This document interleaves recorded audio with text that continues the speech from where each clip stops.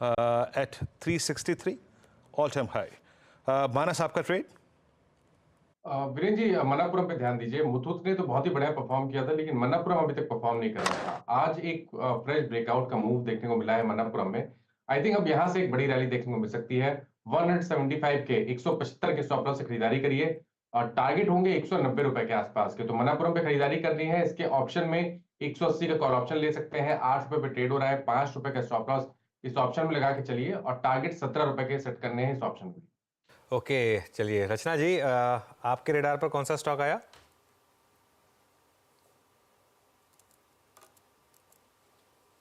जी, मेरे रेडार पे जो स्टॉक है at this point in time that is Tata steel. Tata steel में बहुत ही स्ट्रॉन्ग मूव है और मेरे हिसाब से ये अप्रैल के फ्यूचर्स के हिसाब से बहुत ही जल्दी 160 क्रॉस करके 162 की तरफ जाना चाहिए। यहाँ पे ऐसे लगाएंगे 158 पे एंड 162 एंड 163 दो टारगेट्स रखेंगे। ओके, चलिए तो ये हो गई रचना जी की पिक इस समय मन्नापुरम पर। राजेश जी, आपने क्या पिक किया? अनुज, देखिए मेरी नजर है एशियन पेंट पे। जिस तरह से ये ब्रेकआउट आ रहा है 20 डीएमए के ऊपर, it's a contra trade setup. इसका टारगेट जो होना चाहिए अनुज जी वो रहेगा 2950 का। So at level of 2884 it's a buy in Asian paint. Stop loss will be at 2860। ये इस समय की ट्रेड्स पूरी हुई एशियन पेंट्स पर एक कॉल। अब कुछ और स्टॉक्स पर एक बार नज़र डालते हैं और देखते हैं कि कहाँ पर इस समय अच्छा मोमेंटम स्क्रीन पर आपको दिखाई देगा। एक बार जरा सीमेंस लेकर आइए। ये आज सुबह मुझे वीरू ने अलर्ट किया था कि रोलवर्स काफ़ी शानदार थे यहाँ पर। अच्छा मोमेंटम यहाँ पर। लार्सन एंड ट्यूब्रो यहाँ पर भी मोमेंटम अच्छा है और अच्छा मोमेंटम है। मिड कैप में बहुत अच्छा मोमेंटम है वीरू इस समय। ब्रॉडर मार्केट 1.5% ऊपर है इस समय, 1.25% ऊपर है इस समय निफ्टी मिड कैप, और एडवांस डिक्लाइन बहुत शानदार है इस समय। पर अनुज, आज सिमेंस और एलएनटी का तो रोलोवर्स देख के मैं काफ़ी चौंक गया था। बट ये लुपिन, ये जिसको हम 600 रुपये से चेज कर रहे हैं अनुज, 3.25% ऊपर, क्या ये नेक्स्ट लेग के लिए अपने आप को प्रिपेयर कर रहा है? फाइनली आई थिंक इस रेंज में 12 फरवरी से है और अब 12 फरवरी के बाद की हाईएस्ट ट्रैजेक्टरी को टेस्ट करता हुआ।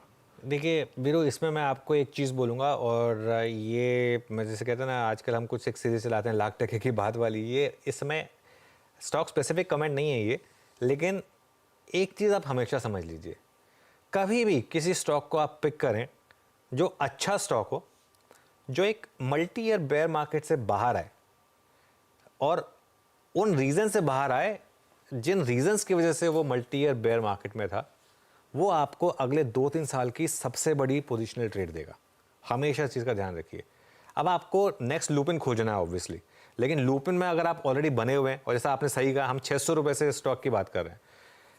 अच्छा, मेरा व्यू था कि लूपिन में 1600 का लेवल आएगा, लेकिन इतनी जल्दी आएगा ये नहीं बिलीव था। लेकिन ये मार्केट का काम है, आपका काम है स्टॉक निकालना वो वाला, और उस स्टॉक में फिर बने रहना।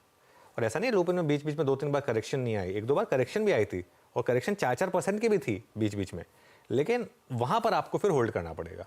क्योंकि एक बार आपने एक विनर ले लिया, और स्पेशली ऐसी हाई पेडिग्री कंपनी जो मल्टी ईयर बेयर मार्केट में रही, लेकिन वही कारण चेंज हुए और अब बुल मार्केट में आई, वो इतनी आसानी से स्टॉक छूटने वाला नहीं है।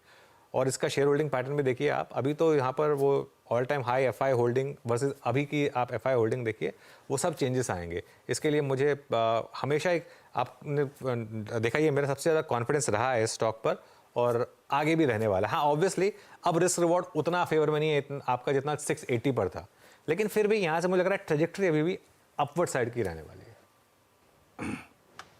जी हाँ, स्ट्रॉन्ग है। चंदन, आपका व्यू ल्यूपिन पे? एक टेक्निकल सेंस लेता हूँ मैं, अनुज की कमेंट्री थी यहाँ पे फंडामेंटल और टेक्निकल नोट पे, लेकिन सिर्फ प्राइस वाइज जिस ट्रेजेक्टरी में है ये, क्योंकि अब ऑलमोस्ट 12 फरवरी से लेकर अब तक की पूरी रेंज बाइसेक्ट कर रहा है, क्या प्राइस प्रोजेक्शन है आपका यहाँ पर?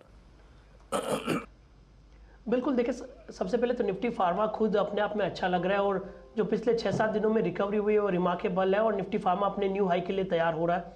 और लुपिन की बात करें तो लुपिन में भी सेम वैसा ही सेटअप है, और ये जो प्राइस बिहेवियर वो लगभग 35-37 दिनों का कंसोलिडेशन ब्रेकआउट के लिए तैयार हो रहा है। ऑलरेडी यहाँ पे हायर बेस बन रहे थे कि मूविंग एवरेज होल्ड कर रहा था। मैं नोटिस कर रहा हूँ पिछले लगभग आप देखोगे 10-12 महीने में लुपिन ने कभी भी डेली चार्ट पे 50 डेमा को तोड़ा नहीं था और 7-8 दिन पहले एग्जैक्टली उसी लेवल के आसपास आके सपोर्ट लिया।